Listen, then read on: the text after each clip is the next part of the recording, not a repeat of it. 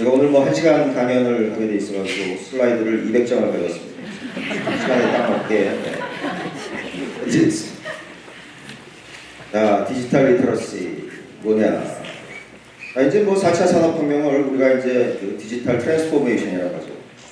여러분들 디지털이 뭐냐? 이거에 대해서 이제 많이 생각을 해보셨겠고 고민도 하셨겠지만 그게 이제 진짜로 알 것인가? 네, 저도 디지털의 의미를 알고 여러분도 아시는 무슨 얘기냐면 엑센추어에 이게 이제 유명한 컨설팅 펌이죠. 여기 CEO가 있었는데 이 사람이 뭐라 그랬냐면 2000년대 이래로 포춘 500에 이제 500개 기업이 있을 거잖아요. 거기에 이제 반이 디지털이라는 의미를 몰라서 퇴출을 했다. 그 생각에 야 디지털이라는 의미를 몰랐을까 진짜? 포춘 500의 CEO는 엄청나게 똑똑했겠죠, 그죠?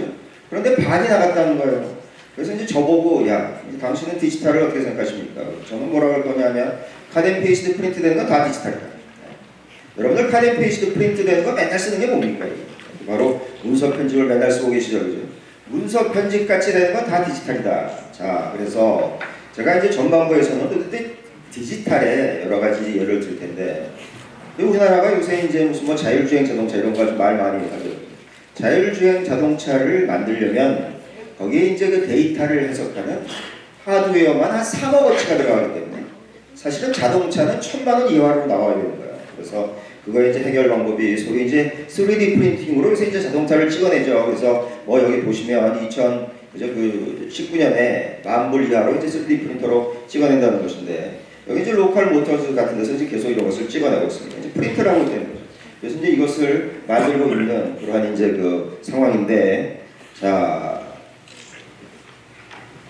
그래서 지금 이 3D 프린터로 된 실제로 이제 이 자동차들이 돌아다니고 있고 이게 이제 로컬 모터즈 앞에서 이제 이것을 하는 것인데 자 이게 이제 미국의 정부의 출연연에서 3D 프린터로 자동차를 찍어내는 모습을 본 우리 오바마 대통령이 야 요새 자동차도 찍어내냐? 네, 그랬다는 거예요.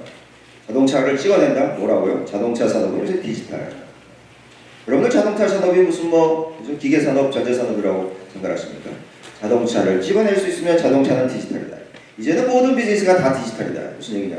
요새 이제 3D 프린터로 오레오 쿠키를 이거 찍어낸 지가 한 5, 6년 전 얘기예요. 이게 진짜 사람이 먹는 쿠키죠. 요새 과자 만드는 산업은 디지털.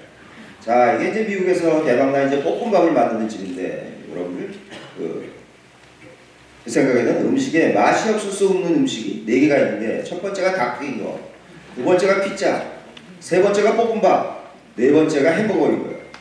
여러분들 볶음밥이라는 것이 기본적으로 여태까지 수천억 명이 수천억 번을 먹어봤기 때문에 당연히 이제 맛있는 레시피는 있을 것이고 그래서 이제 여기서 뭘 생각했냐면 자 레시피는 있으니까 이제 싱싱한 재료만 오면 그것이 이제 로봇이 칼질을 해가지고 여기 깡통에 넣어가지고 흔들어서 깡통에다가 여기 다 된 거를 여기다 딱 담고 그러면 이제 사람이 오면 그저 이 접시가 반대로 돌아가가지고 이것을 딱 해준다. 뭐라고요? 요새 볶음밥은 디지털. 여러분들 동남아 가시면 향신료 때문에 식사를 못하는 경우가 있죠, 그죠? 그런데도 볶음밥을 시켜먹으면 웬만큼 다 맛있게 먹을 수가 있어요. 여러분들 우리나라의 아무 동네에 아무 데 나가서 중국집에서 볶음밥을 시켜 드셔보세요. 맛없는 볶음밥입니다. 다시 말하면 뭐라고요? 볶음밥은 맛으로 승부하는 게 아니라 볶음밥의 속성이 이제 디지털이다. 자, 요새 이제 햄버거는 또 어떻게 만드냐면 여러분들 햄버거도 여태까지 수천억 명이 수천억 번 먹어봤겠죠, 그죠? 그러니까 당연히 여기 이제 그죠? 다 로봇이 다음과 같이 양파를 자르고 토마토를 자르고 피클을 잘라가지고 로봇팔이 이제 햄버거 이제 패티를 뒤집는데 햄버거 패티를 뒤집기 위해서 무슨 소프트웨어 전문가가 이거 프로그램한 게 아니라 얘도 지가 어디 팔려갈 걸 알아요. 그래가지고 팔려가기 전날 우리가 이제 모르는 것을 지식인의 네이버 지식인 가서 물어보듯이 얘도 로봇 클라우드가 있어. 그래서 로봇 클라우드에 접속을 해서 어떻게 햄버거를 뒤집냐를 지가 스스로 다운을 받아서 바로 팔려가면 그날부터 바로 뒤집는다. 자, 그래서 이게 이제 그 로봇이 만든 햄버거라는 거죠. 그죠? 요새 햄버거 비즈니스는 뭐라고요? 햄버거 비즈니스는 디지털. 햄버거가 맛으로 하는 비즈니스가 아니다. 자, 이게 이제 미국에서 샌프란시스코 실리콘밸리에서 대박난 로봇 바리스타가 커피를 타주는 소위 로봇 바리스타 카페 X라는 거죠. 자, 여러분들 이 커피가 맛이 있습니까? 없습니까? 커피는 요새 다 맛있어요. 무슨 얘기냐? 스타벅스 커피도 맛있고 폴바스 커피도 맛있고 이디야 커피도 맛있고 백다방 커피도 맛있어. 블루바틀 커피도 맛있어. 당연히 그러니까 여기 로봇 바리스타가 타주는 이 커피도 맛있을 텐데 이 로봇 바리스타는 뭘 하냐 하면 자, 이 친구가 매일 아침 8시에 와가지고 아이스 아메리카노를 시켜 먹는 걸 알고 있다라고. 그래서 이 친구가 딱 오면 아이스 아메리카노를 딱 내준다. 자, 우리나라 이제 카페 산업이 뭐 엄청나게 뭐 대고 뭐 망하고 난리가 나는 거죠. 자, 요새 커피를 그저 맛으로 팝니까? 요새 커피는 다 맛있다. 무슨 얘기냐면, 자, 여러분들이 이제 이탈리아 놀러 가셔가지고, 이제 뭐 에스프레소 엄청나게 잘하는 슈기만 바리스타가 있었어. 그래서 이제 그 양반을 꼬셔가지고, 한국에 예를 들면 여의도에 와가지고, 그 양반이 하는 이제 바리스타 무슨 커피집을 탁 차렸다. 그러면 그 커피집이 어떻게 된다는 거예요? 그 커피집은 망하지. 왜 망하냐고? 요새 커피는 다 맛있습니다. 여의도 커피 다 맛있어. 서울시내 커피 다 맛있어. 자, 그런데 뭘 하냐면 이 친구가 어떤 데는 아이스 아메리카노를 마시고 어떤 데는 카페라떼를 마시면 얘가 뭘 내느냐면 이거를 딱 내는다. 자, 무슨 얘기라고요? 요새 카페 산업은 다 디지털. 그래서 요새 무슨 뭐 여러 이제 우리 주변에 이제 여러 이제 그 음식점들이 다 망하고 있는데 망하는 이유가 기본적으로 디지털이라서 망하는 거예요. 물론 맛이 없는 음식점이 먼저 망하겠지만 이제 디지털의 의미를 몰라서 망하고 있다. 자, 제가 이제 며칠 전에 뉴욕을 갔다 왔습니다. 뉴욕에서 이제 뭐가 있었냐면 뉴욕에 맨하탄에 아마존고라는 것이 생겼는데 이것은 이제 편의점인데 이게 이제 우리가 물건을 딱 집어 나와서 딱 나올 때 우리가 이제 어떻게든지 물건을 가지고 나오면 이거 어디 가서 계산도 하고 그죠? 그다음에 뭐 줄 서고 그래야죠. 그런 게 필요 없었다는 거예요. 자, 뭐가 있냐면 들어갈 때 다음과 같이 이렇게 이제 그 스캐너가 있는데 자, 제 스마트폰을 꺼내가지고 여기에 이제 앱을 다운받아서 이 스캐너로 이렇게 스캔을 하는 거예요. 스캔을 해가지고 들어가. 이게 이제 just workout 테크놀로지. just 그냥 물건 사가지고 그냥 나가면 끝나는 거예요. 자, 그래서 제가 이제 미국에서 딱 쓴 앱은 보니까 이거 4개밖에 없는 거예요, 사실. 택시 보는 거 2개, 카톡 하나, 이 아마존고 이거 4개로 이제 다 이거 했는데 자, 그래서 이제 어떻게 되냐면 자, 이제 제가 들어간 거예요. 그래서 들어가가지고 요것은 이제 바깥이고 요것은 바깥이고 요것은 아니에요. 그래서 이제 제가 안으로 들어갔더니 자, 이제 뭐 우리 그냥 슈퍼마켓하고 똑같이 생겼어. 뭐라가 뭐 별의별 물건이 다 있어요. 자, 이거 있고 뭐 이렇게 돼 있어가지고 여기 스타벅스도 들어와 있고 여기 이제 코카콜라도 들어와 있어. 자, 그런데 여기 이제 위를 보니까 보시다시피 이게 전부 센서더라. 센서가 있어가지고 제가 도대체 키가 얼마나서 이게 도대체 어떻게 이걸 집는지 내가 이렇게 걸을 때는 어떤지 이것을 다 이제 센서가 알려주는 거예요. 센서가 지금 애들이 다 이제 아는 거야. 그래서 제가 이제 얘네들을 한번 속여보려고 이 물건을 넣었다 뺐다 집었다 뺐다 이쪽으로 바꿨다 뺐다 하고 이제 여기 사람이 이제 이 사람 혼자밖에 없는데 이 사람하고 얘기를 해볼 때 이 사람은 엔지니어더라고. 그래서 약간 온갖 난리를 치고 이제 딱 걸어 딱 나와서 이게 바깥으로 나온 거예요. 그래서 이제 콜라 제가 두 병 산 거야. 이게 저예요. 자, 콜라 2병 딱 샀더니 한 3분쯤 후에 내 앞에 콜라 2병 샀다고 딱 이제 영수증이 떠더라. 다시 말하면 뭐라고요? 요새 편의점은 디지털. 편의점이 디지털인 거예요. 뭐 여러분들 이제 뭐 할 일 없으면 편의점에 차려야지. 천만의 말씀이고요. 자, 그래서 이제 로봇의 시대가 왔다. 2016년도에 영국의 가디언즈에서 로봇 시대가 왔다. 여러분들 이제 그 보스턴 다이내믹스에서 아틀라스라는 로봇이 있는데 이 로봇이 2010년도 11월 달에 이제 백덤블링 하더라고요. 저 백덤블링 못하는데 여러분 백덤블링 하실 수 있습니까? 요새 이제 로봇이 백덤블링 한다는 거예요. 자, 그런데 이 로봇이 또 얼마 전에 내가 이제 야마카시라는 거예요. 젊은 사람들이 야마카시 하시죠. 무슨 뭐 빌딩을 띄워놓고 다음 띄워놓고 이렇게 야마카시죠. 자, 그러면 이제 저는 항상 무슨 생각을 하냐면 도대체 이런 거를 왜 만들었을까? 이거 어디다 쓸 건데? 무슨 뭐 로봇이 그죠? 백덤블링 하는 거 보려고 만들었겠어요? 자, 그래서 포드 자동차 회사가 있지 않습니까? 포드 자동차 회사가 미국에서도 이제 택배 산업이 이제 엄청나게 하니까 자, 얘를 택배를 이걸 하는 그죠? 로봇으로 써서 얘가 이제 그죠? 우리 집 문 앞을 두드리는 게 언제라고요? 2021년. 이게 내년 얘기죠. 택배가 뭐라고요? 택배는 디지털. 택배도 디지털인 거예요. 택배 디지털. 자, 그래서 이게 실제로 이제 요새 어디에 이제 있냐면 여러분들 팍스콘 대만에서 이제 아이폰을 만드는 거죠. 아이폰을 갖다 설계는 미국에서 하지만 이게 이제 팍스콘 대만에서 만드는데 실제로 여기 130만 명을 고용하고 있었거든요. 그래서 세계에서 가장 많은 인원을 고용하고 있는 회사였는데 이게 이제 로봇 하나가 들어오면 여기 로봇 하나가 6만 명의 일자리를 가져간다. 그래서 이제 우리가 하여간 로봇에 의해서 그죠? 다 이렇게 일자리가 뺏기는 것도 다 이것이 디지털 트랜스포메이션의 결과인 것이다라는 것이죠. 제가 이제 또 하나 드리고 싶은 말씀은 과연 우리는 우리의 경쟁 상대를 알고 있나? 여러분들의 경쟁 상대는 누굽니까? 저의 경쟁 상대는 누군가요? 예를 들면 쉽게 말씀드려가지고 무슨 뭐 어디 병원이 있어요. 예를 들면 뭐 연세의료원이 있다고 치죠. 그럼 연세의료원의 경쟁 상대는 뭐 삼성의료원입니까? 제가 드리는 말씀은 그것이 아니고 우리의 경쟁 상대는 과연 누굴까? 여러분들 요새 이제 그 CES 이거 가지고 이제 뭐 여러 이제 뭐 후기가 나오고 난리가 나는데, 자 여기서 이제 우리나라의 현대자동차가 뭘 이제 그 얘기했냐면, 여태까지 지난 10년의 메가 트렌드는 이제 모바일이었다는 거죠. 그래서 이제 우리가 스마트폰이 결국에 우리 생활을 지배하게 됐는데, 앞으로 이제 스마트폰 같은 역할을 뭐가 하냐면 이제 자동차가 한다는 거죠. 그게 이제 모빌리티라는 것이고, 그래서 이제 요새 자율주행 자동차 뭐 이거 가지고 난리가 난 거예요. 자, 그래서 현대자동차가 뭐를 내놨냐 하면 다음과 같이 이걸 내놨다는 거죠. 이것이 소위 얘기하는 이제 자가용 비행기 뭐 이런 거죠. 자가용 택시, 날라다니는 이러한 택시를 내는 거예요. 자, 그래서 여기에 뭐 이렇게 로터를 달아가지고 뭐 이렇게 해서 이런 거를 하겠다라고 이제 거기에 이제 실제 이제 사진 이런 것인데, 자 그러면 이 현대자동차가 이런 걸 딱 내놓으면 여기에 경쟁 상대는 그럼 뭐 도요타입니까? 여기에 경쟁 상대는 그러면 뭐 GM인가요? 그게 아니라, 자 여러분들도 이제 많이 쓰심직할 이제 다이슨에서 뭐 선풍기 뭐 헤어드라이어 별별 게 다 나오죠. 이 사람이 뭐라 그랬냐면, 앞으로 우리가 사용하고 있는 모든 다이슨 청소기 다음과 같이 선풍기 뭐 이런 거에 전부 인공지능이 다 들어가게 해야 됩니다. 그러더니 뭐라 그러냐면, 우리가 이제 앞으로 뭘 할 거냐면 이제부터 우리는 자동차 만들 건데 딱 그런 거예요. 여러분들 전기 자동차에 가장 중요한 게 뭐겠어요? 모터겠죠, 그죠? 모터. 자, 다이슨 모터가 엄청 좋으니까 다이슨에서 이제 뭐 만든다고요? 전기 자동차. 자, 다이슨에서 선풍기를 보니까 여기 이제 이러한 선풍기 달아가지고 이거를 날라다니는 택시 만들겠다. 다시 말하면 무슨 얘기냐? 지금 현대 자동차의 적수는 도요타가 아니라 바로 다이슨입니다. 나의 경쟁 상대는 내가 늘 아는 그러한 영역에 있는 게 아니고 나와는 전혀 다른 분야에 있다. 그래서 다이슨이 곧 그죠? 이 전기 자동차를 만들고, 이 양반이 이제 다이슨의 창업자인데 이 사람이 뭐라 그랬냐면, 다음과 같이 우리가 전기 자동차 만들어가지고 앞으로 먹고 살겠지. 왜 이렇게 다 자동차 가지고 난리는 거예요? 어떻게 했다고요? 이 스마트폰을 대체하는 것이 이제는 자동차다. 자동차는 전기 자동차, 자율주행 자동차 이런 것은 다 바퀴 달린 스마트폰이다. 자, 그래서 이것이 일렉트릭화가 되면서 독일에서 40만 명의 일자리가 없어진다. 자, 우리나라 이제 현대자동차는 계속 이제 내연기관 자동차를 만들고 있는 거죠. 얼마 전에 무슨 뭐 그죠?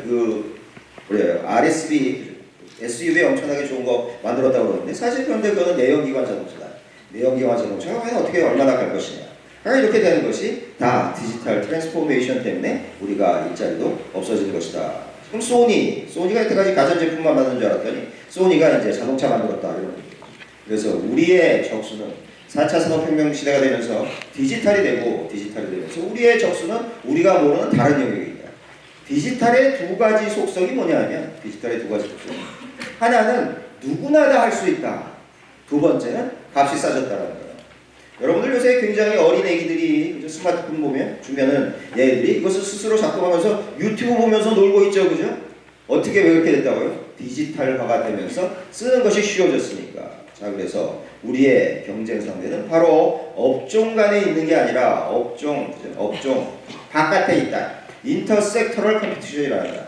내가 하는 영역에 있는 게 아니라 업종과 업종끼리의 경쟁이 일어나는 것이 지금 4차 산업혁명의 두 가지 특징이다. 자, 우리의 모든 것은 다 디지털로 바뀌고 나의 적수는 내가 모르는데 어디 있다. 지금 반대편에 있다.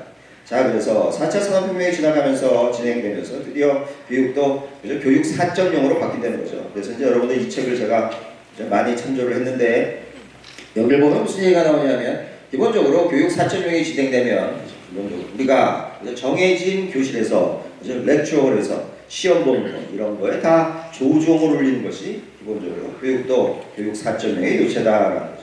제가 오늘 말씀드린 것의 대부분은 MIT 테크놀로지 리뷰에 있는 그러한 사실을 말씀드린 거고, 제가 오늘 말씀드린 것은 다 지금 현재에서 진행되고 있는 일만 말씀드린 거예요. 제가 무슨 미래에 대해서는 한 번도 얘기 안 할 건데, 왜냐하면 현재에서 이러한 일이 진행되고 있어서 여러분들이 판단을 잘 하시라라는 얘기죠. 그죠? 자, 그래서 인공지능 시대가 우리에다. 여러분들 바로 이제 어저께 뭐가 나냐면 구글의 시가총액이 1000조가 넘어갔다. 1000조. 여러분들 우리나라의 GDP가 우리나라 국민들이 1년 동안 빡시게 일해가지고 만드는 가치가 얼마인 줄 아십니까? 약 한 1700조 정도인 거예요. 근데 미국에서 지금 가장 값비싼 회사는 애플이고 애플의 시가총액은 한 1,400조 정도가 되고 두 번째가 이제 마이크로소프트가 한 1,300조 정도가 되고 구글이 1,000조가 넘었다는 거예요. 다시 말하면 무슨 얘기냐? 지금 우리나라 사람들이 우리나라 전 국민들이 진짜 1년 동안 일해도 미국 회사 하나를 살까 말까다 이런 얘기예요. 이게 진짜 골 때리는 일이고 지금 뭐 국가적으로 뭐 여러 뭐 별의별 얘기 다 뭐 온갖 난리가 다 나는데 진짜 중요한 얘기는 그런 거예요. 지금요. 열 안 받으십니까? 우리가 1년 동안 전 국민이 다 일해도 미국 기업 2개를 못 산다니까.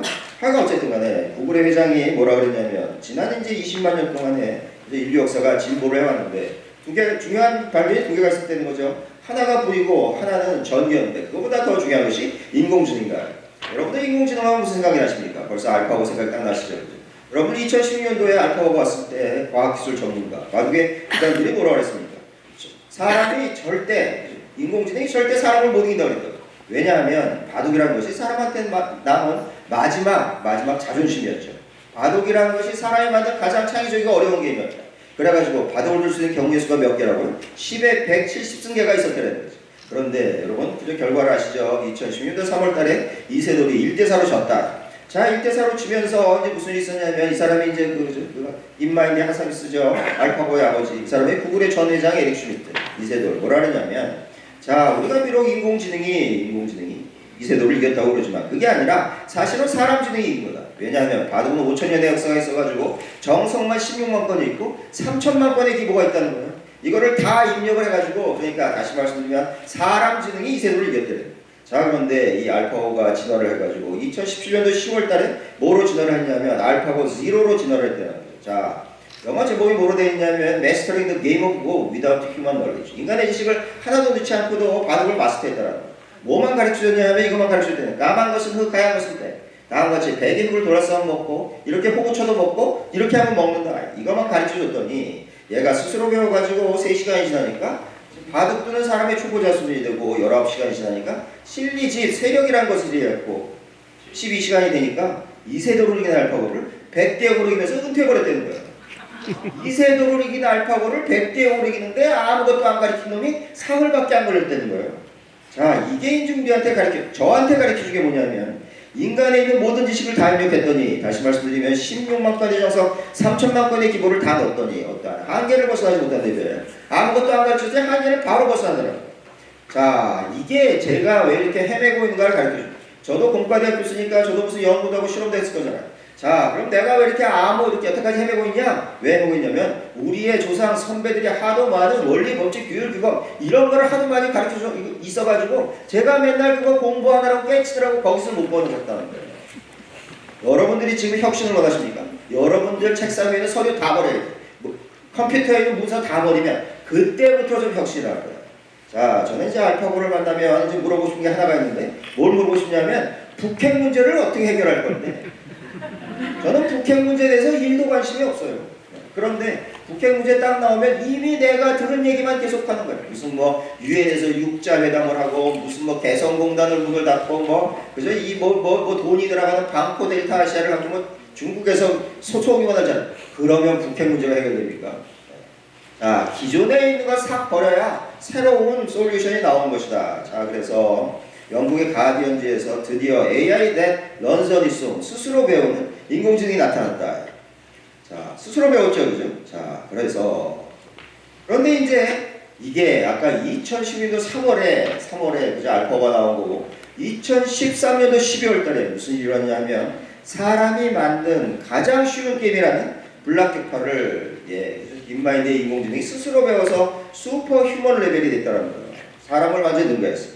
자 이게 사람이 만든 가장 쉬운 게임이죠. 왜냐면 그냥 공을 가지고 칼라로 된 것만 깨라 이것만 가르쳐줬더니 얘가 이제 스스로 뭘 배웠냐면 이걸 이렇게 공을 빡빡 보내다가 공을 구석을 공략해가지고 이게 깨져가지고 공이 이 안으로 들어가니까 이게 빠바박 해서 다 깨지더라. 이거를 스스로 배웠다는 거예요.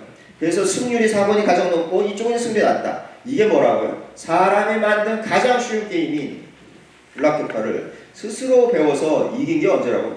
2013년도 12월 달에 이긴 거예요. 그래서 이게 이제 아름아름 선수들한테 소문이 나기 시작했는데 누가 제일 먼저 알았냐면 테슬라의 창업자는 앨런 머스크가 제일 먼저 알고 이거를 페이스북에 적어보고 그 다음에 구글 전 회장 에릭 슈미트한테 얘기했다는 거예요. 그래서 에릭 슈미트가 야 이거 뭐냐. 에릭 슈미트 구글의 회장이죠. 구글의 회장이 그죠? 이게 이 딥마인드를 런던에 있어요. 런던까지 날아가가지고 얼마에 샀다고? 이거를 6천억 주고 샀다. 언제 샀다고요? 2014년 1월 달에 샀다. 이 사람이 2014년도 1월 달에 샀는데 여기에 실제로 있는 사람은 50명밖에 없었다는 거예요. 제품이고 뭐가 하나도 없어. 그냥 영상 하나 봤는데 그거 보고서 6천억 주고 샀다. 2014년에 여러분도 우리나라는 무슨 일이 생겼는지 아십니까? 우리나라는 무슨 일이 생겼냐면 우리나라는 이건희 회장님이 뒷목 잡고 쓰러졌다. 자, 말도 많고 탈도 많은 삼성이지만 사실 삼성이 우리나라에서 돈 제일 많이 벌어본 회사인 건 맞는 거예요. 여러분들 이건희 회장이 1990 바로 이 정도에 자 삼성의 이사진으로 합류를 하면서 이게 삼성그룹을 한 뭐 2, 3년 보니까 아주 뭐 말도 할 수 없는 아주 쉽게 말하면 이게 개판인 거예요. 그래가지고 어떻게 했냐면 여기 경영진을 프랑크푸르트로 다 오라 해가지고 자 거기서 이제 그저 아침 10시에 시작해가지고 다음날 새벽까지 회의를 하면서 이거를 수백 시간을 회의를 하면서 그 임원진 수백 명을 뭐 런던으로 도쿄로 샌프란시스코로 몰고 다니면서 수백 시간을 깼다는 거예요. 그러면서 1993년에 나온 가장 유명한 얘기가 뭡니까? 마누라 자식 빼곤 다 바꿔라. 이게 진짜 유명한 얘기인 거예요. 여기 이제 젊으신 분들 잘 모를 텐데 마누라 자식 빼고는 다 바꾸라 그랬어. 그때 마누라도 바꾼 사람입니다. 아, 그 사람이 어떻게 됐는가는 저를 다시 한번 불러주시면 제가 이제 얘기를 드리겠으나 하여간 이건희 회장님이 이제 주옥 같은 얘기가 계속 나오는 거예요. 무슨 뭐 인재 경영을 하자, 감성 경영을 하자, 디자인 경영을 하자. 여러분들 마하 경영이라고 하십니까? 비행기가 마하로 가려면 그죠? 음속을 돌파하려면 이게 뭐 엔진만 빨려면 되는 것이 아니라 모든 것이 다 바꿔야 된다. 자 그랬는데 이제 2013년도 말에 사람이 만든 가장 쉬운 게임인 그저 블락투파를 얘가 스스로 배워서 했다고 했죠. 2013년도에 이제 그것을 살려고 에릭이 해가지고 2014년 초에 샀겠죠. 그러니까 이것도 당연히 이건희 회장이 알았을 거라고. 자 이건희 회장이 그때 2013년도에는 삼성이 어땠냐면 삼성이 스마트폰 팔면 세상에 제일 잘 팔려. 반도체도 세상에서 제일 잘 팔려. 그래가지고 돈이 하도 많아가지고 그때 구글을 사버리려고 그랬다니까요. 그래서 이 사람은 자기보다 한 수 아래인지 그렇게 생각했다고. 그런데 이 사람이 자기는 생전 처음 들어가고는 무슨 런던으로 날라가가지고 딥마인드란 회사를 샀는데 뭐 인공지능이 어쩌고 뭐 스스로 배우고 이런 얘기를 하니까 이건 회장이 뭐라 그랬다는 거예요. 뒷목을 딱 잡으면서 야 여태까지 내가 얘기한 거 다 틀렸나 보다. 다 이제 뭐 다 틀렸으니까 이거 새로운 거 해야 되겠다. 그러고 뒷목 잡고 쓰러졌대요. 넌 제가 좀 MSG를 쳤지. 네? 얘기는 이 양반이 있게 하고 쓰러진 건 석 달 후에 쓰러졌지만 자 그래서 쓰러졌다. 이게 무슨 얘기입니까 이게? 아 스스로 배우는 인공지능이 나타나고 이건희 회장님이 뒷목 잡고 쓰러진 거 3차 산업혁명 시대가 종료됐다는 얘기예요. 이때. 종료된 거야 이때. 이때까지만 해도 우리나라는 2014년도 우리나라는 세상에서 모든 물건을 제일 잘 만들었어요. 그래서 만들기만 하면 불티나게 팔렸다고. 그때 자동차, 조선, 철강, 섬유, 반도체, 디스플레이 뭐 만들기만 우리나라 제조업이 제일 일잖아요. 요새 우리나라 제조업이 1등이니까 3차 산업혁명 시대가 갔다라는 것이고 자 그런데 이제 기자들이 뭐라 그랬냐면 해설사한테 도대체 이 알파고가 어디다 쓸 거예요? 스스로 배는 거랬더니 for us 뭐라고 했어요? 알파고 was not just about winning the game of Go. 우리가 그냥 뭐 고가 바둑이죠. 바둑 그냥 이기려고 만든 거 아니에요. 그래서 어디다 쓸 거냐고 그랬더니 스트럭처드 된 프로그램은 잘 다 풀 수가 있다. 그래서 도대체 스트럭처드 된 프로그램은 뭡니까? 이게 구조화된 문제죠. 구조화된 문제가 뭐냐고 물어봤더니 자 이제 여기 학생들 잘 들으세요. 초기화된 상태가 있고 말기 상태가 있고 초기에서 말기로 가는 경로, 패스가 정해진 문제가 구조화된 문제다. 이게 과학기술 문제라는 거예요. 과학기술 문제는 다 풀 수가 있대.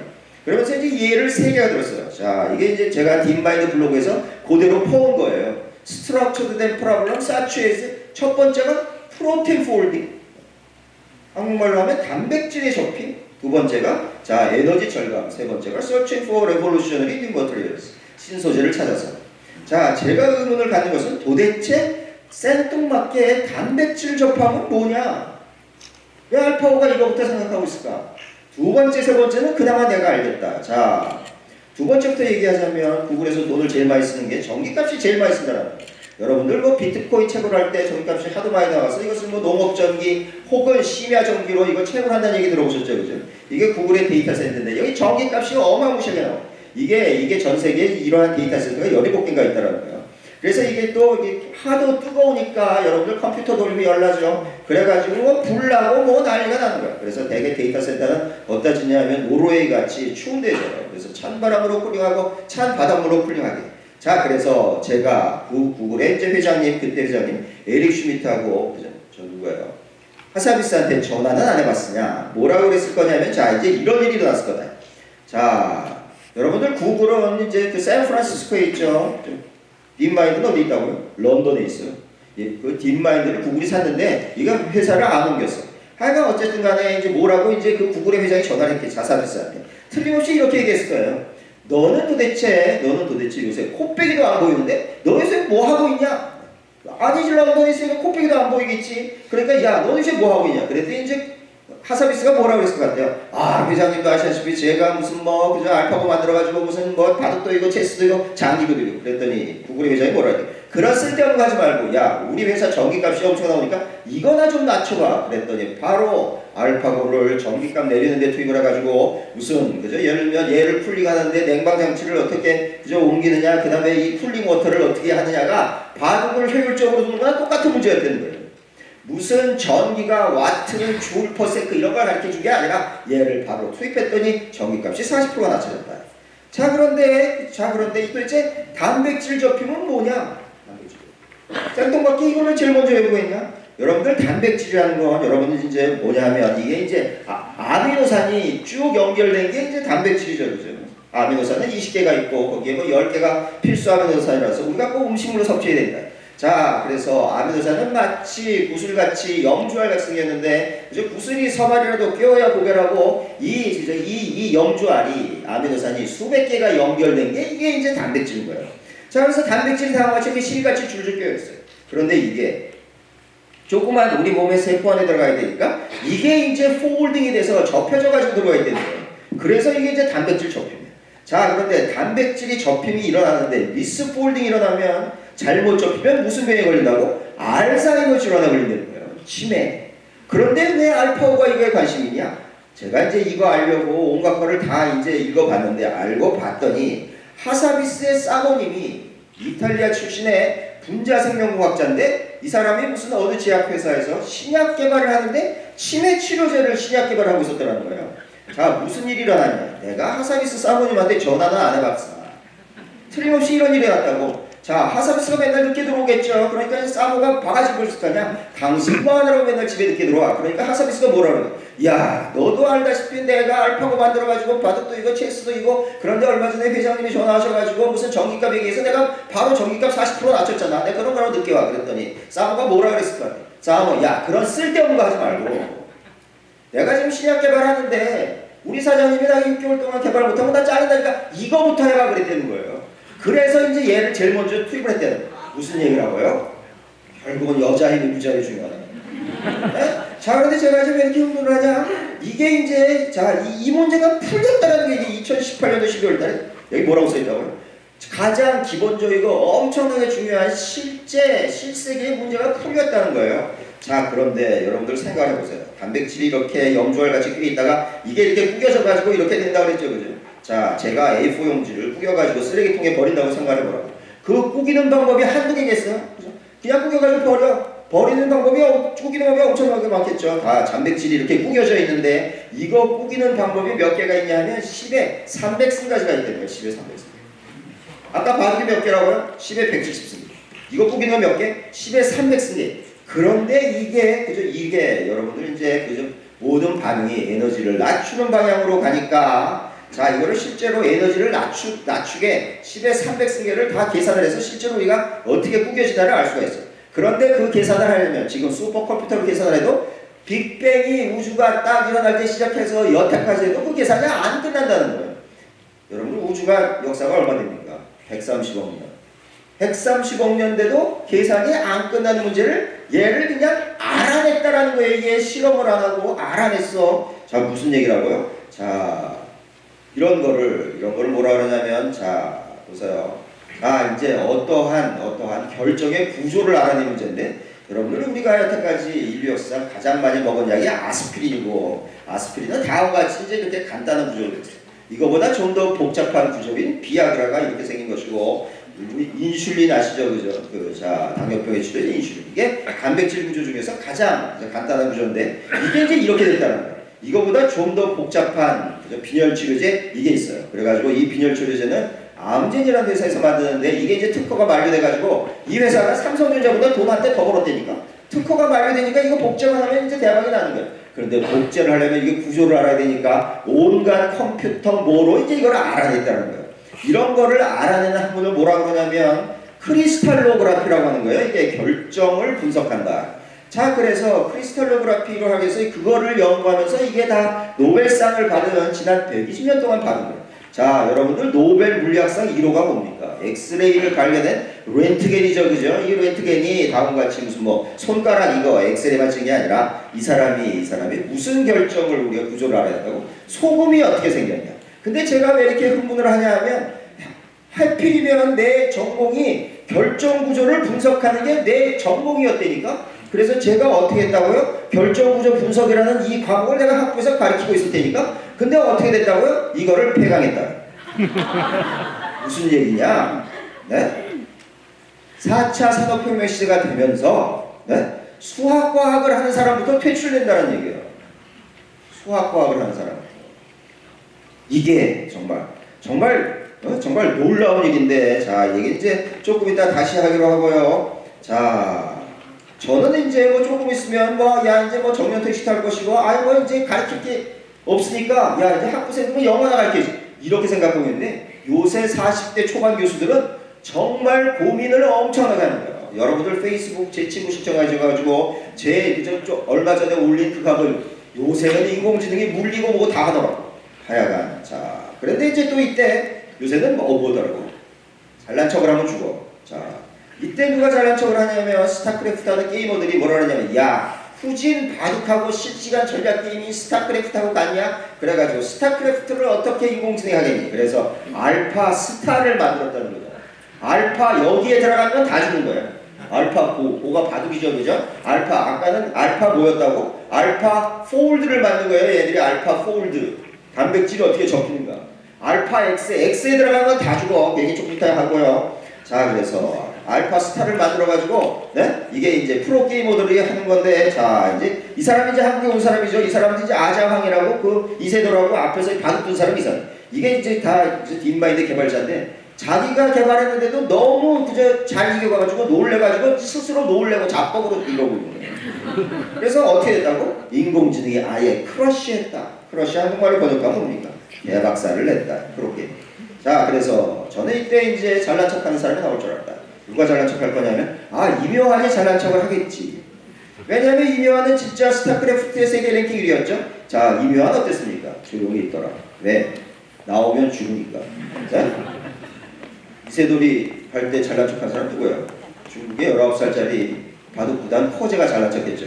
그래서 이세돌은 1대4로 졌으나 자기는 5대5로 이기겠다. 자, 커제가 알파고하고 이제 붙었다가 3대0으로 지면서 눈물 콧물 흘리면서 여기 바깥으로 나가는 게 그냥 그저 유튜브에 난리가 나고, 요새는 잘난 척하는 사람은 다 죽는다.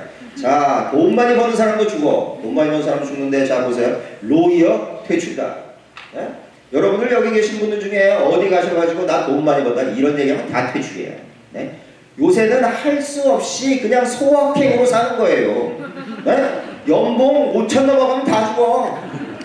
다 죽어. 그러니까 로이어 죽고 의사 선생님들 죽고, 다 인공지능 퇴출이고. 자, 여러분들 골드만삭스라고 아주 유명한 이 뉴욕에 있는 소위 투자 회사죠, 그죠? 투자하고 그죠? 상장시켜 돈 버는 거. 골드만삭스가 여태까지 자기들은 핀테크 사업이라고 그랬는데 요새 뭔 사업이라고 그런다고요? 우리는 기술 기업이다. 지네들이 아까 그죠? 페이스북, 아마존하고 똑같다라는 거예요. 그러면서 여기서 어떻게 했다고요? 연봉 4억짜리가 몇 명 있었냐면, 이 사람들이 몇 명 있었냐면 약 한 700명인가 600명인가 있었는데 2000년의 초에 지금 6명이 남았대던가? 네, 다 퇴출이야. 뭐라고요? 돈 많이 벌면서 잘난 척하면 사장님이 인공지능 사와가지고 바로 퇴출이다. 그래서 요새는 다 그냥 소소히 소소히 행복하게 사는 거예요. 네? 그래서 4차 산업혁명이 중요한 거예요. 이게 대부분의 사람들은 어떻게 생각하냐면 뭐 3차 산업혁명 하는 거를 더 열심히 하면 4차 가지 않냐? 천만의 말씀인 거예요. 천만의 말씀. 자, 그 얘기는 이제 그래서 뭐 요새 MBA 다 필요 없어. MBA도 다 나가냐. 요새 옛날 경영기법이 어디가 먹힙니까? 네?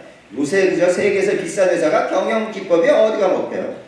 여러분들 요새 자제분단테 시키려면 야 요새 뭐 데이터 사이언티스트들이 돈 뒤에 대박 보니까 뭐 코딩이나 시켜가지고 뭐 그저 요새 우리나라 유행하는 거 뭐 4차 산업혁명 시대에 되면 뭐 인공지능이 어떻게 돌아가는지를 알아가지고 뭐 해야 되니까 뭐 걔네들 뭐 행렬백합 배우라고 인공지능이 만든다니까요.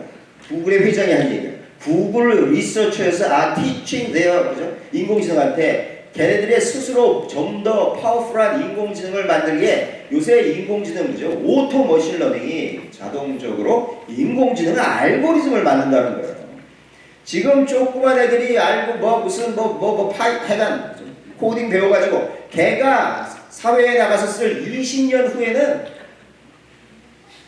제가 무슨 얘기 하는지 아시죠? 자 그래서 여기만 앉아있으면 다 퇴출이다. 컴퓨터 앞에 앉아있으면 다 퇴출이야 지금. 자 그런데 우리나라 현실은 어떻다고요? 자 우리나라 요새 그죠? 아직도 스마트폰 쓸 수 있습니까? 1991년에 애플 아이폰 7이 이게 이제 여기서 이제 연구한 건데 이게 그때 돈으로 슈퍼컴퓨터가 143억이었다는 거예요. 그러니까 박사 한 개 딴 해가 1991년이에요. 이때도 우리가 슈퍼컴퓨터 한번 써보려고 미국에 이제 내셔널 렉 가지고 뭐 그 타임 다 빌려 쓰고 난리가 났을 테니까. 그런데 걔 성능이 지금 뭐라고요? 아이폰 7 지금 요새 아이폰 얼마 나왔어요? 11 나왔나 얼마 나왔지? 이때 이게 133억 이거를 못 쓰게 한다는 게 말이 되는 얘기입니까 이게? 자 그래서 요새 얘들한테는 도대체 스마트한 날리지 플랫폼을 어떻게 쓰느냐를 가르쳐주는 게 이게 대박이다. 자 그래서 이제 결국 어떻게 되냐면 이미 이제 이게 현실 얘기예요. 자 인공지능이 모든 사람한테 다 오는 시대가 왔다. 인공지능 for everybody 무슨 얘기냐면 구글에서 다음같이 이게 1센트 동전이죠. 미국 1전짜리 자 1센트 동전 요만한 칩을 만들어가지고 요게 이제 우리 스마트폰에 들어가는데 얘가 초당 이만큼 해가지고 얘가 어떻게 된다고요? 자 개별 스마트폰을 데이터 센터에 슈퍼컴퓨터처럼 해주게 되는 G칩이 나왔다는 거예요. 다시 말하면 무슨 얘기예요? 지금 우리가 인공지능을 쓰려면 자 어디로 보내가지고 거기에는 클라우드에서 돌렸는데 이제 그게 아니라 우리의 인공지능은 내 손에 내 마지막에 내 손 끝에 와 있다라는 그게 바로 엣지라는 거예요. 엣지 내 손의 끝에 와 있다. 자 내 스마트폰에 이미 인공지능이 들어오기 시작했다는 거고 자 그래서 애들이 스마트하게 되려면 날리지 플랫폼을 어떻게 쓰느냐 이거를 잘 가르쳐야 됩니다. 여러분들 문제하면 무슨 생각이 나요? 문제를 이제 저번에도 옛날에 우리 정석 같은 거 엄청 풀었죠. 문제를 푼다. 자 문제를 푸는 거하고 문제를 해결하는 건 다른 거죠. 자 지금은 어떻게 되냐면 문제를 쭉 가면서 푸는 게 아니라 문제를 빨리 해결해야 된다. 자 무슨 얘기냐? 스페인의 빌바오라는 도시가 있는데 이제 이게 우리나라의 예를 들어 군산 같은 데가 지금 뭐 조선업도 쇠퇴라고 그 철강도 쇠퇴해서 이제 거기가 쇠락해진 거와 마찬가지로 빌바오도 여기에 있는 이제 산업들이 사실은 다 그죠 이미 그죠 십몇 년 전에 우리나라에 들어온 거죠. 그래서 얘들이 쇠락하고 있었는데 이제 구겐하임 뭐 그죠 그리고 뉴욕에 구겐하임 뮤지엄을 가져와가지고 이게 문화도시를 탈바꿈해서 이제 잘 됐다 이런 얘기인 거예요. 자 그런데 여러분들 뮤지엄을 보시면 이게 이제 무슨 뭐 돛담배 하가 이상하게 생겼잖아요. 이게 이제 이 프랭크 게리라는 이 건축가가 건축을 했는데 이 양반이 지금 건축 보면 똑바로 서 있는 건물이 하나도 없어요. 다 비틀리고 이렇게 돼 있어요. 이 할아버지가 지금 연세가 90살짜리 할아버지인 거예요. 이 양반이 티파니의 또 보석도 디자인을 해. 자, 이 사람이 이게 이제 MIT에 진 건물이에요. 자, 이런데 제가 이제 딱 들어가서 딱 보면 저 학생이 천장을 본다니까? 천장 왜 본다고? 이거 안 무너지냐 이거? 네. 제가 옛날에 이런 거 배울 때는 이거 기둥 똑바로 세우라고 그랬거든. 자, 근데 뭐 난리가 나고 뭐 비틀리고 하니까 이게 안 무너지겠어요? 자, 그런데 이제 이 할아버지가 어느 날 이제 스케치를 이렇게 하시고, 그 뭐 스케치를 또 이렇게 한 다음에 뭐 낯술 하셨겠죠, 그죠? 자, 스케치를 또 이렇게 하시고, 이거를 이제 자기 이제 저기 사무실 있을 거 아니야? 건축연구소에 딱 놔줬더니 이게 이렇게 변하더니, 이게 이렇게 변하더니, 이게 이렇게 변해가지고, 이게 이렇게 돼가지고, 이게 파리에 있는 루이비통 파운데이션이라는 거야. 파리에 가면 볼 것도 많지만 이건 100% 가서 보셔야 되니까. 자 그런데 이게 이제 어디서 됐다고? 여기 가면 이 할아버지가 그린 그림이 여기 붙어 있어. 제가 찍어온 거예요. 이게 이렇게 됐다니까. 자 이게 이렇게 될 때 그러면 이게 무슨 뭐 그죠? 구조역학, 뭐 건축역학, 뭐 열역학, 유체역학 A 플러스 받은 엔지니어가 이거 있냐? 천만의 말씀입니다. 그게 아니라 이거를 이미 다 알고 있는 날리지 플랫폼인 카티아라는 게 있었는데 이거를 이렇게 만들었다는 거예요. 자, 예를 들어 우리가 오토바이를 만들어가지고 얘가 공기의 저항이 얼마냐? 그러면 옛날에는 뭐 이것을 모형을 만들어가지고 뭐 풍동 실험을 하고 뭐 난리 쳤는데 이게 아니라 아예 그림부터 얘가 그려주고 이것이 공기가 어떻게 되는지 계산을 해서 다 눈으로 보여준다니까. 이게 뭐라고요? 이게 문제를 푸느냐 문제를 빨리 해결하냐의 문제는 거예요. 이거 사람이 절대 못 풀어. 네. 날리지 플랫폼이 해결하는 이렇게 복잡한 것만 있냐. 자, 얼마 전에 페이스북을 뜯게 달렸던 문제. 자, 뭐가 나냐면 쉽게 말하면 우리 집사람이 이제 어딜 나가면서 다음같이 현금카드를 두고 왔어. 그러면서 이제 뭐라 그랬냐면 여보 이 현금카드를 가지고 나와가지고 이제 나가서 이제 돈 찾아서 쇼핑도 하고 친구랑 점심도 사 먹고. 자, 그런데 돈 찾으려면 4자리 비밀번호가 필요하니까 이 비밀번호를 이제 적분을 풀면 나와. 이렇게 됩니다. 자, 여러분들 이제 저를 딱 보시면 제가 무슨 뭐 이렇게 이제 약장사 같으시죠. 저도 나름 MIT 박사라니까. 그래서 나도 옛날에 한 적분 풀었다니까. 그래가지고 이거 한번 풀려고 하는데 안 풀려. 그러면 내가 옛날에는 어떻게 했겠어요? 이걸 사진을 찍어가지고 내 대학원생한테 보냈겠지. 그렇죠? 대학원생한테 야 이거 풀어봐요. 한양공대생들이 적분 얼마 잘 푼다. 자, 그런데 4차 산업혁명 시대를 사는 나는 그렇게 하지 않았다. 어떻게 했다고요? 이게 내 스마트폰이라니까. 여기서 이 앱을 꺼내가지고 내가 그냥 이걸 그냥 친 거예요. 그냥 인테그랄 그냥 그대로 쳤다니까. 그래가지고 엔터키를 딱 치니까 답이 2.981269440954 다시 말하면 4자리가 안 나와서 돈을 못 찾는다 이런 얘기라고. 제가 이 문제를 풀었습니까? 아니면 이 문제를 빨리 해결했습니까? 해결했다는 거예요. 이런 게 없으면 제가 대학교 때 배운 수학 한 일주일 공부해서 풀었겠지. 네? 그런데 이제는 그러면 안 된다니까. 내 마누라가 3시간 만에 오는데 빨리 돈 찾아야 되는데 언제 이거를 쪼리고 앉아서 사람이 풀고 있냐고요. 자, 이것만 있는 줄 아세요? 얘가 여러분들 이게 뭐예요?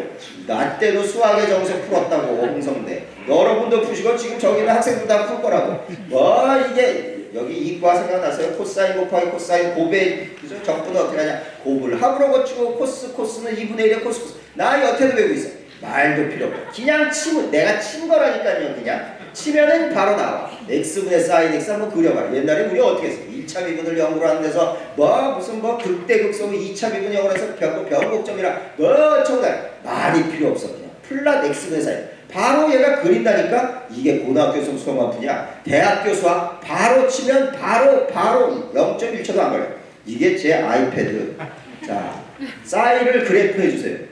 얘가 그린다니까요. 그려가지고 10으로 풀어준다니까. 자, 이것만 하는 줄 아세요? 자, 얼마 전에 중국에 이 우주정거장 떨어졌죠. 그래서 야, 요새 우주정거장 어디 돌고 있냐? 그럼 어디 돌고 있는지 가르쳐준다니까. 내가 뉴욕에 놀러가지고 밤 10시에 볼 수 있는 별자리 뭐냐? 이렇게 가르쳐준다니까. 자, 그런데 여러분들, 자, 이게 이 세상에 있는 모든 거의 답을 다 가르쳐주는 앤서 엔진이라는 것인데 얘가 울프람 알파라는 것이 이게 누구가 만들었냐면 옛날에 지금도 있는 울프람이라는 사람이 스테펜 울프람이라는 사람이 만들었는데 스테펜 울프람은 저랑 나이가 동갑인데 19살에 칼텍에서 물리학으로 박사란 천재예요. 19살에 박사를 받았다니까. 근데 그 사람이 옛날에 그 물리하면서 수학 문제 풀기 귀찮아서 매스메티카라는 이제 그 소프트웨어를 만든 이게 이제 발전해서 이렇게 됐는데 여기 뭐라고 써있냐면 우주는 실제로 속성이 뭐라고요?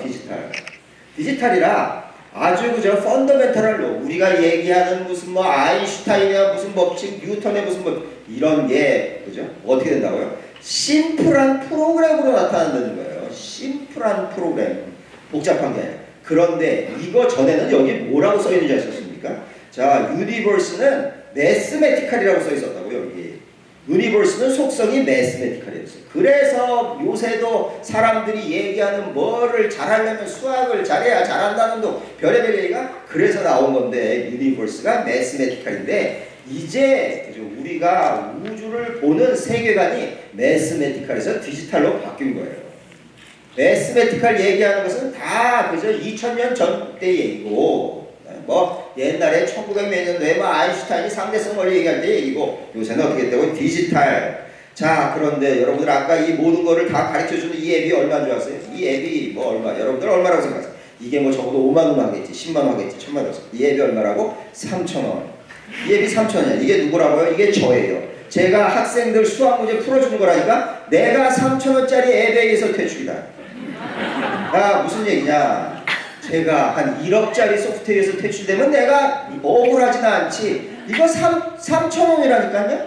자, 요새 학생들이 뭐라 하냐면 자, 공과대학이 과외 그저 상관없이 5개 과목을 배워요. 무슨 뭐 공통역학이 있어. 구조역학, 연력학, 유체역학 뭐 5개 역학이 있어. 그러면 학생이 뭐라 하냐면 교수님 저는 뭐 연력학도 A 플러스 받고 유체학도 A 플러스 뭐 어쨌는데 취직이 안 돼요. 난 그럼 뭐라 하냐면 야 네가 그것을 A 플러스 받을 때까지는 물론 굉장히 어려운 문제를 쭈그리고 앉아서 풀었겠지만 네가 어려운 문제를 아무리 풀어도 그 문제에 답을 하는 사람은 내가 보기에 전 세계에 수십만 명 있을 것이고 요새는 심지어 3,000원짜리 앱도 문제를 다 풀 수가 있다. 자 그런데 네가 옛날 같았으면 이것도 A 플러스 받고 A 플러스 다 받았으면 네가 무슨 뭐 어디 뭐 예를 들면 뭐 대기업 가서 너 초봉이 뭐 2천만 원 얼마 3천만 원 받지 않았겠냐? 그런데 지금은 세상이 바뀌어서 네가 누군가는 답을 하는 심지어 3,000원짜리 앱도 풀 수 있는 누군가는 답을 하는 어려운 문제 빡시게 풀어봐야 사장님이 네가 그거밖에 할 줄 모르면 너를 3천만 원 주고 하겠니? 아니면 3,000원짜리 앱 사겠냐? 3,000원짜리 앱 사죠. 세상이 바뀐 거예요. 세상이 바뀐 거야. 이게 어디서부터 나온다고? 자, 그런데 이제 또 며칠 전에 진짜 또 골 때리는 이게 나왔는데 이게 미분 방정식이라는 거죠. 이 미분을 했는데 이걸 이제 적분하니 뭐냐? 이거를 풀려고 그랬더니 페이스북에서 인공지능을 만드는데 이거를 1초 만에 풀었다는 거예요. 1초. 이거 푸는데 1초. 네? 자 그래서 2019년도 11월 18일 그래가지고 또 난리가 난 거예요. 뭐 페이스북에 그저 인공지능 수학이 뭐 대학에 수학을 풀었대는데 그래서 미분 풀고 적분 풀고 별의별 거 다 풀어. 제가 얘기하는 아까 얘기했던 이 문제는 아까 그 울프람 알파가 30초 동안 못 푸는 거예요. 이게 못 푸는데 얘가 1초에 풀었다. 자 1초에 풀었어. 자 그런데 무슨 일이 있었냐면 한 6달쯤 전에 2019년 4월 4일에 그 똑똑한 딥마인드의 인공지능한테 수학을 풀게 하려고 딥마인드가 무슨 문제를 냈냐 하면 자 1을 6번 더하면 얼마냐 그랬더니 딥마인드가 알파고가 뭐라 그랬냐면 자 딥마인드의 이 똑똑한 애가 이 수학이 얘가 인공지능이 학생만큼 못해가지고 이 고등학교 수학 시험을 봤더니 낙제했다 이런 얘기예요. 자 무슨 얘기라고요? 2를 몇 번 더해서 6번 더하니까 6이라고 했는데 2를 7번을 더하니까 얘가 뭐라 했냐면 6이라고 하더라는 거예요. 예? 자 이게 이제 이거 읽어보면 자 이걸 7이라고 했는데 6이라고 했다라는 거예요. 그래서 이제 이 고등학생 푸는 문제가 40개 중에 14개밖에 못 맞아서 이거 딥마인드 연구에 있다고 그랬죠. 연구에서 A, B, C, D, E에 2학점을 맞았다는 거예요. 네? 낙제한 거지. 그랬더니 뭐 인공지능 또 비평가들이 뭐라고 했냐면 야 이거 봐라 이게 바로 인공지능의 취약점이고 결국은 사람이 뭘 잘할 수 있냐면 소위 우리가 맨날 얘기하는 수학적 사고가 뭐예요? 자 이게 소위 알제브레이컬리 제너럴 수학적 사고 요새 뭐 그죠 우리 과학기술께서 좋아하는 수학적 사고가 뭐냐면 이런 거죠. 자 이거를 이렇게 전개하면 그냥 우리가 전개하지 수학적 사고를 하려면 어떻게 하는 건 줄 아세요? 자 수학적 사고를 하면 요거 직사각형의 넓이는 요거에다 요거 곱하면 5n이고 요거의 직사각형의 넓이는 요 가로에다 세 곱하면 35니까 자 근데 이게 크다란 직사각형은 요거에다가 요거 더한 거를 합한 게 결국 조그만 직사각형의 합이니까 이게 이렇게 될 거다가 이게 수학적 사고인 거예요. 어떤 미친놈이 저거 푸는데 저걸 해가지고 푸냐고요. 그런데 이렇게 할 수밖에 없으니까 수학적 사고가 있는 사람이 중요하다라고 했는데 웬걸? 네? 4개월, 6개월 만에 어떻게 했다고요? 1 플러스 1 플러스 1도 계산 못하던 놈이 미적분을 다 풀더라고요.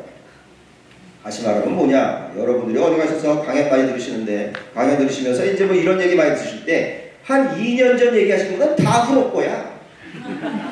요새 2년 전은 우리가 상상할 수 없는 과거인 거예요. 상상할 수 없는 과거. 자 그런데 이제 이거를 제가 이제 계속 읽어봤더니 그럼 인공지능은 바보라서 7을 얘기 안 했냐? 네? 왜 안 했는지 아세요? 왜 안 했는지 아세요? 자 이건 여기 안 나왔지만 왜 안 했는지 제가 읽어봤더니 인공지능이 이렇게 생각했다는 거예요. 야 6가지 더해서 6이라고 됐을 때 있지 하나 더 더하면 7이라고 하면은 너 나 지금 갖고 노는 거냐 이렇게 생각했다는 거야. 너 내가 7 하면 너 8 그거 하려고 그러지. 8 하면 9 하려고 하지. 네? 그렇게 생각했다는 거야. 야 6까지 했으면 됐지 자식아 1은 또 왜 더하는데. 뭐가 다른데 그래서 안 했다라는 거예요. 어쨌든 간에 자 지금 어떻게 했다고요? 대학교 수학을 다 푼다고요. 자 그래서 결국 이제 어떻게 한다는 거예요? 자 주어진 시간 내에 주어진 장소에서 그냥 답이 정해진 문제 푸는 거 이거는 이제 별로 중요한 일이 아니다. 그래서 여러분들 뭐 무지하게 많이 들었듯이 이제는 티칭에서 학생들이 학습을 하고 어떠한 학고 과목을 하는 것이 아니라 커리큘럼이 아니라 프로젝트를 해야 되는 것이 아니고 우리가 교실 안에서 주입식 교육을 하는 게 아니라 일평생 교육을 해야 된다는 것이고 자 그래서 프로젝트 얘가 이제 미국의 이러한 고등학교에서 뭘 만들었냐 하면 이 로봇을 사용해가지고 루빅스 큐브 맞추는 거를 이제 그 프로젝트로 했다라는 거예요. 그러니까 이걸 하면서 학생들이 뭘 배웠냐면 도대체 이거를 돌리는 거를 그러니까 로봇이 어떻게 이것을 보는가 그래서 이게 머신 비전이라는 거죠. 얘를 루빅스 큐브를 어떻게 돌려야 되는가 이게 알고리즘을 한 거죠. 그죠? 로봇팔을 어떻게 움직이나 이게 메커니즘을 한 거죠. 이거를 하면서 그걸 다 배웠다는 거예요. 그러면은 미국 고등학교 선생님은 그걸 다 아냐? 다 알아서 가르쳤냐? 그게 아니라 그냥 프로젝트만 딱 주니까 학생들이 유튜브, 구글, 위키피디아 다 찾아서 이거 스스로 했다는 거예요. 이제는 선생님들이 빡시게 뭐를 가르쳐 줄 필요가 없는 거예요. 이 시대의 스승은 뭐라고요? 구글, 위키피디아, 유튜브. 자, 그래서 이게 레고를 가지고도 만들 수 있고 별의별로 다 할 수 있다. 이게 소위 프로젝트 수업이라는 거죠. 여러분들 뭐라고 이렇게 역사를 하십니까? 자, 사람한테 굉장히 어려운 쉽게 말하면 수학, 과학은 그저 컴퓨터한테는 매우 쉽고 컴퓨터한테 매우 어려운 거는 사람한테는 굉장히 쉽다. 자, 사람한테 어려운 쉽게 말하면 우리가 고등학교, 대학교 때 배우는 이러한 수학, 뭐 이퀄 MC 제곱 화학 수학은 전부 좌뇌에 대한 문제고 이 창의력 뭐 이런 것도 운인데 자, 컴퓨터가 뭘 제일 잘한다고요? 인공지능이 뭘 제일 잘한다고? 이거를 제일 잘한다는 거예요. 그래서 3차 산업혁명 시대에 잘 살려면 이거를 잘했어야 되는데 4차는 이게 먹어 살리는 거고 왜냐면 3차에 잘하는 우리 이거는 컴퓨터가 제일 잘하니까. 자, 그런데 학교에서 무슨 일이 일어나고 있다고요? 자, 수학과학은 매우 쉬운데 인공지능이 잘하는 좌뇌 영역만 우리는 아직도 죽어라고 배우고 있다. 이것만 죽어라고 배우고 있다. 이거 백날 해봐야 될 수 있어요. 그러면 뭘 해야 되냐? 자, 뭐 아까 제가 얘기했던 무슨 뭐 뉴턴의 양자역학 뭐 어쩌고저쩌고 이거는 다 인공지능한테 맡기고 사람들은 뭘 해야 된다고요? 사람들은 어느 게 가장 주요기억이냐 이거를 알아야 아, 이게 사람한테는 무지하게 어렵지만 인공지능한테는 너무 쉬운 문제고 이게 사람한테는 무지 쉬운 문제지만 인공지능한테는 너무 어렵다. 여러분들 이게 어느 강아지가 귀여운지는 다 사람마다 다 다르죠, 그죠? 그런데 어느 강아지가 귀엽다고 해서 그것을 여러분들이 이유를 달 수 있단 말이에요. 인공지능 이거 백날 보여줘도 모른다고. 기계하고 전쟁을 하려면 기계가 못하는 부분하고 우리가 싸워야지. 기계가 잘하는 부분을 우리가 더 잘해서 이길 수가 있습니까? 말이 안 되는 얘기인 거예요, 기계요. 자, 그런데 사람은 그럼 이걸 어떻게 하냐? 여러분들 회의 많이 하시죠. 예를 들면 아침에 이제 회의가 소집이 됐어. 그래가지고 선생님들 계시면 예를 들면 뭐 교장 선생님이 회의를 소집했어. 그래가지고 회의실에 딱 들어가는데 벌써 분위기가 쎄한 거를 딱 들어가는 순간 딱 알죠, 우리는. 가서 뭐 그저 이걸 해봐야 알아? 아, 벌써 교장 선생님이 분위기가 이상한데 분위기 쎄한 거 딱 어떻게 하는 거예요? 이게 DNA에 써 있어. 무슨 얘기냐? 자, 사람이 이제 인류가 수십만 년 동안 진화를 했을 거잖아요. 한 50만 년 전에 분위기 쎄한 놈, 그거를 아는 놈이 살아남아가지고 그거를 아는 여자하고 결혼해가지고 자식을 낳으니까 분위기를 쎄한 거를 더 잘하는 놈이 살아남아가지고 또 다른 여자와 결혼해서 분위기를 좀 더 쎄한 거를 아는 놈이 살아남아가지고 이게 수십 년 동안 지나니까 분위기 쎄한 걸 따라하는 거예요. 여러분들 요새 초파리 잡아보셨습니까? 이 집의 초파리는 얘네들은 요새 초파리가 어디 앉냐면 초파리가 여기 딱 이렇게 요게 모서리에 앉아 모서리. 옛날 초파리가 어디 앉았어요? 여기 앉았다고. 그래서 팍 치고 잡았는데 요새는 모서리에 앉는다니까. 얘가 모서리에 왜 앉는 거야? 모서리에 앉은 놈이 살아남아가지고 그 여자하고 결혼해서 살아남고 하니까 좀 더 모서리에 앉아가지고 좀 더 살아남으면 결혼해가지고 더 모서리를 찾는 놈이 살아남아가지고 이게 몇십 년 지나니까 이게 모서리에 앉는다. 하루 사니까 몇십 년이 그저 지난 수백만 년이 그저 이게 진화하고 똑같아. 이런 데서 우리가 이기는 거예요. 기계하고 전쟁을 그런 데서 이기는 거라고. 자, 그래서 자 일평생 동안 이제 교육은 일평생 동안 한 거야.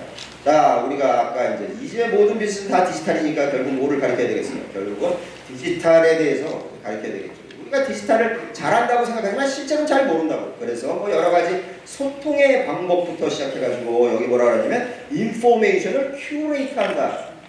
큐레이터. 인포메이션을 지식을 습득하는 게 아니라 있는 지식을 어떻게 큐레이트하느냐, 어떻게 남들하고 협동하냐 이런 게 이제 디지털 리터러시인데 여러분 이제 얼마 전에 며칠 전에 뭐가 사왔냐면 여러분 이제 요새 뭐 인공지능 시대라는데 그럼 인공지능 어떻게 할 건데? 핀란드에서 뭐를 공개하냐면 핀란드에서 전 국민을 인공지능에 대해서 교육을 시키기 위해서 다음과 같이 엘리멘스 오브 AI라는 것을 만들어서 이거를 전 세계 사람들한테 크리스마스 선물이라고 이거를 무료로 공개를 했어요. 그래서 이거를 우리가 무료로 다운을 받아가지고 6개 섹션으로 되어 있는데 도대체 인공지능은 뭐냐? 도대체 인공지능이 어떻게 문제를 푸냐? 뭐 이런 거를 그래서 하나 맞히는데 5시간에서 10시간 정도 걸리는 이것이 6개 섹션으로 되어 있다는 거예요. 그러니까 이것을 다 하려면 뭐 수십 시간이 걸리는 거겠죠. 자, 우리나라에서는 이거를 번역을 해서 올려놓으면 된다. 이거를 또 뭐 새로 만들겠다고 뭐 만드는 게 아니라 이미 좋은 게 있으므로 이것을 번역을 해서 그래서 뭐 이게 인공지능이 딥러닝이 어떻게 되느냐 이런 거를 기본적인 걸 들으면 여러분들 이런 그림 많이 보셨을 텐데 도대체 이건 뭐냐 이거를 아실 수 있을 것이고 그래서 여기 있는 이 아주머니도 여기에 졸업장을 딱 받았는데 어떻게 했다고요? 자 인공지능이 뭔지를 그죠? 소수의 엘리트한테만 그죠? 엘리트 그죠? 이러한 사람들한테 맡겨놓으면 안 돼서 그죠? 국가에서 이런 걸 만들어서 했더니 이 아주머니가 자 나의 이것을 공부하기 위한 모티베이션은 뭐였다고요? 자 그죠? 일부 똑똑한 사람들만 인공지능하면 안 되겠다. 그래서 이 사람이 이것을 다수해서 졸업장을 땄다. 자 아마존은 아마존에 몇 개 물건이 있습니까? 아마존에 4억 개의 물건이 있어요. 4억 개의 물건이 있는데 진짜 아마존 놀라운 건 내가 아마존에 신청을 하면 사흘 나흘 만에 나한테 온다고? 그러면 그게 4억 개의 물건 중에 내가 신청한 물건이 어디 있는지를 아는 게 가장 중요한 일인데 그게 무슨 거기 뭐 그저 창고에 사람들이 가글가글하냐? 그게 아니라 그게 다 이제 로봇이 한다는 거죠. 그래서 아마존에 10만 명의 사람들을 이러한 것을 디지털 리터러시를 가르치기 위해서 아마존에서 얼마를 투자하냐면 지금 얼마 투자한다고요? 2025년까지 약 1조를 투자한다는 거예요. 지금 국가에서 지금 해야 될 일이 바로 이러한 것에 지금 돈을 투자하는 것이고 지금 사실 가장 취약한 계층이 40대 중반 정도의 계층이 가장 취약한데 자 그래서 마지막으로 이제 어떻게 살아갈 것이냐 제가 아까 얘기한 누군가는 답을 하는 몹시 어려운 문제 푸는 거 이런 거를 할 거냐 아니면 아무도 생각해보지 않은 아주 쉬운 질문을 할 것이냐 여러분들은 어느 게 더 어려운 일이라고 생각하십니까? 실제로 대박 나는 거는 이거를 해보는 거죠 그죠? 자 무슨 얘기냐 아인슈타인이 뭐라 그랬냐면 나한테 만약에 1시간이 문제를 푸는데 1시간이 주어졌다면 그리고 이 문제에 내 온 인생이 달려있다면 나는 55분은 도대체 무슨 질문을 할 것인가를 곰곰이 생각해서 좋은 질문이 55분 동안에 그것을 생각해내고 나머지 5분 동안 그 답을 풀겠다. 무슨 얘기라고요? 문제를 만드는 게 질문을 하는 게 있어서 가장 중요한 얘기라는 거예요. 왜 이스라엘은 그렇게 그저 온갖 그저 사람도 몇백만 명밖에 없는데 거기서 수십억짜리 스타트업이 나와서 구글 같은 게 사냐? 왜 그렇다는 거예요?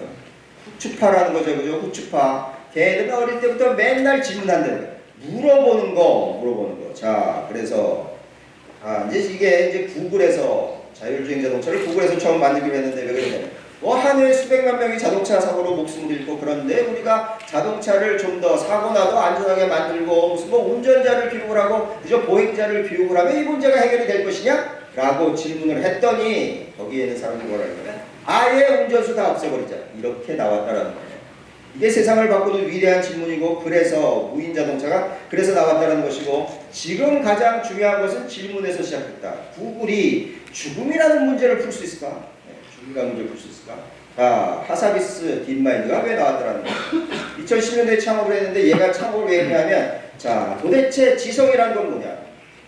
지성이라는 문제를 풀기 위해서 이런 걸 창업을 했다라는 얘기고 자, 그래서 지금 학생들이 이제 가장 후진 건 뭐냐면 답이라는 문제를 쉽게 말하면 그 문제를 앉아서 그냥 쎄 빠지게 풀고 있는 거예요. 네? 이게 가장 후진 거예요. 가장 후진 거예요. 또 하나는 뭐냐면 그러면 문제를 온갖 지식 플랫폼을 가지고 문제를 빨리 해결하는 거 이게 훨씬 높은 이거고 이거보다 더 빡신 건 뭐냐면 그러한 플랫폼을 사용해서 할 수 있는 질문을 만드는 사람들이 진짜 중요한 거예요. 여러분들 세상을 바꾸는 질문만 나오면 그 질문을 해결할 수 있는 방법은 지금은 쌓여져 있어요. 네. 이거를 지식 플랫폼이 해결하든지 인공지능이 해결하든지 아니면 사람들끼리 모여서 집단지성을 해결하든지 문제만 나오면 해결할 수 있는 방법은 엄청나게 많다.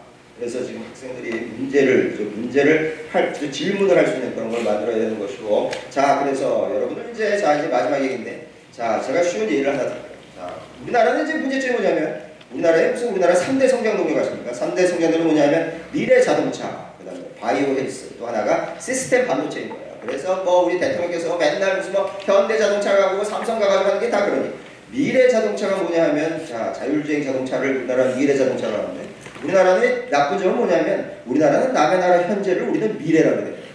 네? 남의 나라는 다 현재에서 일어나는 일을 우리는 미래라고 그래. 그러면서 그냥 뭐 시간 여유가 있는 듯이 그냥 뭐 놀고 앉아있어 다. 남의 나라, 자, 자율주행 자동차 이미 나왔는데, 여러분들 우리나라 자율주행에서 만든다고 그러는데, 지금 국가의 기술력은 뭐의 척도가 나오냐면 자율주행 자동차를 만들 수 있냐 없냐. 옛날에는 무슨 뭐 민항기, 우리가 타고 다니는 보잉 787 이런 거 만들 수 있냐, 아니면 우주선을 띄우냐 이런 거였는데, 이게 그게 아니라 자율주행 자동차를 만들 수 있냐 이런 거예요. 자, 그래서 얼마 전에 이제 제가 4년 전에 라스베가스 가전쇼에 갔는데, 그때 이제 여기서 현대자동차에서 자율주행 자동차의 프로토타입을 했어요. 그래가지고 지금 우리나라의 기업 하나, 전 세계 어느 기업이건 간에 그거를 혼자 기업이 만들 수 있는 회사는 극히 적어요. 예를 들면 자율주행 자동차를 지금 누가 만드냐면 구글이 만든다는데요. 구글이 만들어서 지금 로봇택시가 돌아가고 있는데, 아리조나에서 이 웨이모라는 게 구글이 만든 회사. 이게 자율주행 자동차를 자동차 회사가 만드는 게 아니라 이게 스마트폰 회사가 만든다고요. 데이터 회사가 만드는 거야. 어쨌든 간에. 자, 그래서 이게 이제 딱 나왔다는 거죠. 자, 그래서 제가 거기에 이제 전 이제 항상 이런 것을 여쭤봐요. 도대체 거기 전무님이가 계시더라고요. 그래서 전무님, 도대체 이런 걸 왜 만드셨어요? 그랬더니 전무님이 뭐라 하시냐면, 자, 교수님이 이제 고속도로 다니시면서 이제 운전을 하실 필요가 없으니까 거기서 책을 읽으셔도 되고. 그래서 제가 뭐라 그랬냐면, 아니 내가 평소에도 책을 안 읽는데 내가 왜 자율주행차 안에서 내가 책을 읽냐고. 그랬더니 얼굴이 좀 안 좋으시더라고. 자, 그러더니 이제 뭐라고 하시냐면, 야, 그러면 이제 가시다가 무슨 뭐 컵라면을 끓여 드셔도 되고. 그래서 제가 뭐라 하냐면, 이영자가 가르쳐준 그저 휴게소 맛집도 내가 다 못 가봤는데, 이 비싼 자율주행차 안에서 내가 컵라면을 먹다가 얘가 갑자기 차선을 바꾸면 또 쏟으면 어떡하려고. 자, 여러분들 지금 학생들이, 여러분들이 해야 할 가장 중요한 일은 뭐냐면, 이거를 만드는 게 아니라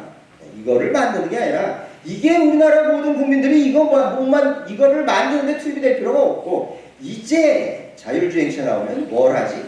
이거를 생각하는 게 가장 중요한 거예요. 네? 이제 뭘 하냐? 나도 운전하고, 내 마누라 운전하고, 내 자식도 운전하고, 내 애인도 운전하고, 이제 뭐 할 건데? 여러분들 뭐 한다고 지금 생각하십니까? 잔다야. 네? 설문조사 해봐도 잔다. 네? 자, 무슨 뭐 호텔방 나왔는데 호텔 여기서 만들어가지고 잔다. 이게 자율주행 자동차 이 값이 얼마라고요? 이게 나오면 이게 일단 3억이 넘어가. 내가 3억짜리 자동차를 자려고 삽니까? 말이 안 되는 얘기죠, 그죠? 과연 나는 우리는 여기서 무슨 서비스를 할 것이고 무슨 제품, 이거를 생각해 보는 게 제일 중요하다라니까요. 자, 그래서 이러한 질문을 하는 것이 진짜 중요하다. 그래서 질문만 뭐 할 것만 딱 나오면 그거를 뭐 여기서 만들건 딴 나라에서 만들어 오건, 그죠? 그거는 요새 일도 아니다. 자, 그래서 이런 일이 일어나려면 결국은 교육을 하는 그러한 정책을 만드는 부처부터 시작해가지고 여기에 계신 선생님들, 그리고 학부모, 학생들까지 다 변해야 된다는 거죠. 말로는 맨날 이렇게 얘기하나 실제로는 하나도 안 바뀌어요. 네? 아까 이건희 회장이 뭐라 그랬다고요? 이건희 회장이 왜 그렇게 여러 나라를 다니면서 왜 그렇게 그냥 계속 깼다라는 거예요. 네? 여러분 이제 제 얘기 들으시면 여기 이제 무슨 뭐 공무원들 있을지 모르는데 뭐 제 얘기 들을 때는 그럴듯하죠, 그죠? 그럴듯한데 딱 점심 먹고 딱 커피 한 잔 딱 먹으면 다 잊어먹어. 여러분들 저한테 들은 거 다 잊어먹어. 사람이 뭐 무슨 뭐 강에 한번 들어가지고 사람이 바뀌면 뭐 이 세상에 걱정할 게 없게. 그래가지고 사람이 바뀌면 1톤어치 서류를 집어넣어야 된다는 거예요. 그래서 이건희 회장이 그 임원들을 데리고 800시간을 다니면서 그렇게 깼다라는 거예요. 자, 그래서 제가 드리는 말씀 뭐라고요? 지금 드디어 이제는 변해야 될 때다. 이제는이 아니라 이미 변해서 됐으나 지금 변해야 된다. 지금 변하지 않으면 정말로 지금 우리 학생들, 자, 어떻게 정말 정말 어려운 시대를 살 수가 있다라는 것이고요. 자, 이거는 그러나 제가 뭐 여러분들 그저 변화라고 제가 강요할 힘도 없고 그렇고 제가 오늘 드린 말씀을 하고 이게 다 현재 일어나고 있는 일이다. 네. 여기에 생명공학 얘기하면 더 골 때려요. 더 골 때려. 아, 현재 일어나고 있는 일이니까 여러분들이 어떻게 자식을 어떻게 기를지, 여러분들이 어떻게 앞으로 살아갈지 이거는 다 여러분들의 몫이라는 말씀을 드리면서 제가 오늘 강연을 마치겠습니다. 감사합니다.